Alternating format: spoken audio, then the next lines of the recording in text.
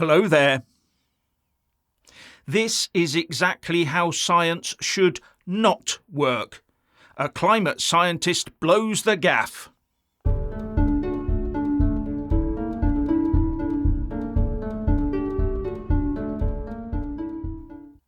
Anyone who thought that scientists couldn't be bought needs to see this. Anyone who blindly follows the science needs to see this.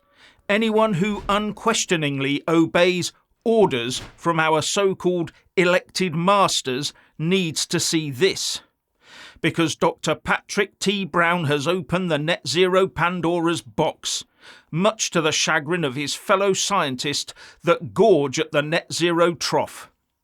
Dr. Brown has decided to go public on how the net zero campaign works. And this can be applied to all areas of science, medical included, actually, especially medical science.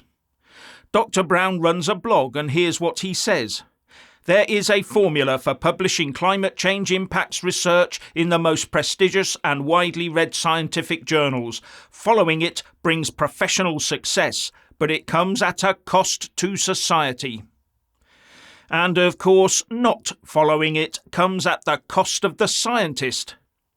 And in the free press, Dr. Brown said that he left out the full truth to get his climate change paper published in Nature, one of the world's most prestigious journals.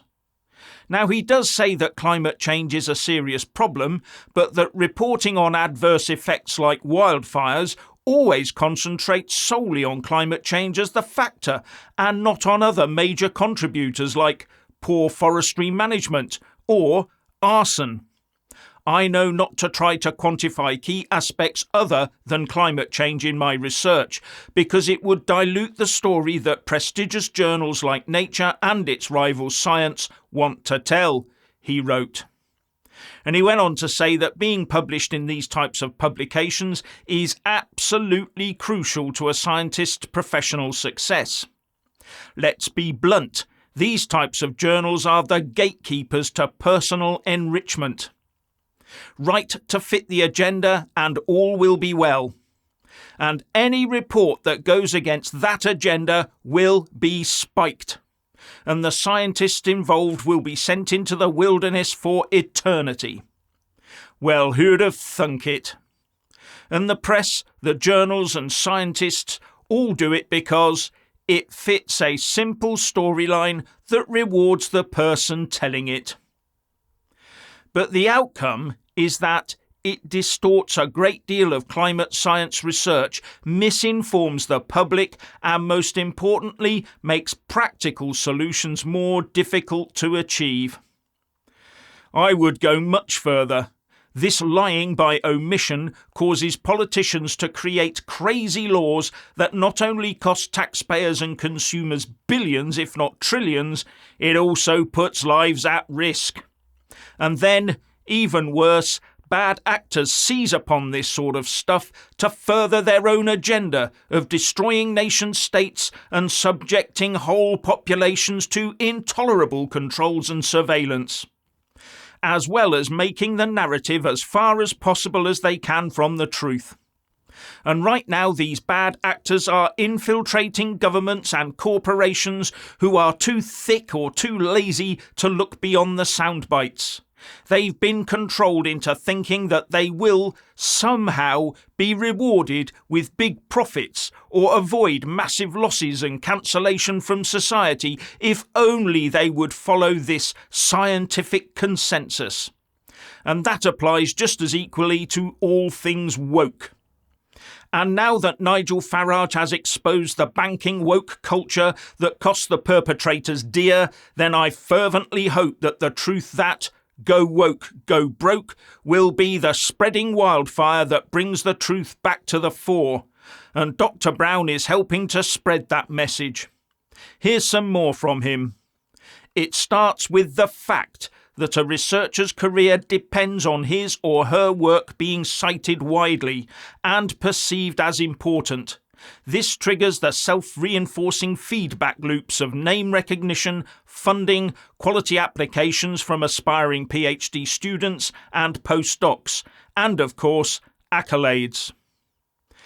And now that there are 6 times more PhDs gained every year in the US than there were in the 1960s, it's becoming harder to stand out from the crowd. So pandering to editors' biases has become de rigueur. And all this becomes self-reinforcing because it affects funding and teaching. As an example of how skewed the narrative is, Dr. Brown points out that climate papers always talk about how climate change leads to more heat-related deaths and more damage to agriculture. But that heat-related deaths have been declining and crop yields have been increasing for decades despite climate change. And I would add that the main outcome of this is that more people are at risk now in the UK of freezing to death next winter, and all the actions of Western economies will reduce crop yields. Think fewer livestock and less available arable land as we fill the place with solar panels and houses for newcomers. Now, journals that have published Dr. Brown's work in the past will probably start to defend their positions, claiming that his work is flawed, but all the rest that say exactly the same thing are all fine and dandy. And I'm wondering if Dr. Brown will now be cancelled from the scientific community for coming out with the truth, a truth that could cause the scientific community to lose at least one very profitable trough. Has Dr. Brown now written his last published paper? Now, disappointingly, Dr. Brown does not disown the paper that Nature has published for him.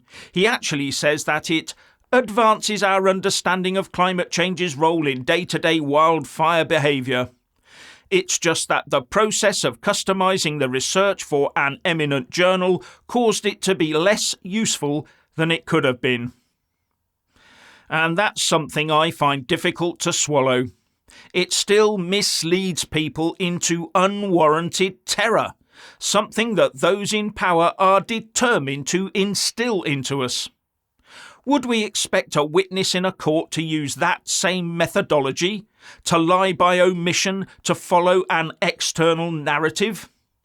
No, we expect the truth, the whole truth, and nothing but the truth, don't we, on pain of perjury? But after the health emergency and all the net zero nonsense we're having thrust upon us right now, at great expense to us all, I would add, the truth seems to be in very short supply. In fact, the truth seems to be at net zero. And that definitely does not, and I repeat, does not help society. It causes misery and ultimately death. But at least Dr. Brown has shone a light into a huge murky void that is scientific journalism. However, aren't these journals missing a trick? If they did publish articles that went against the narrow modern scientific consensus that no one can argue with, wouldn't that draw clickbaity attention? Unless, of course, they are more controlled by vested international financial and political interests than we dare to think. I, for one, suspect that is exactly the case. And our mainstream press is right in there with all of this.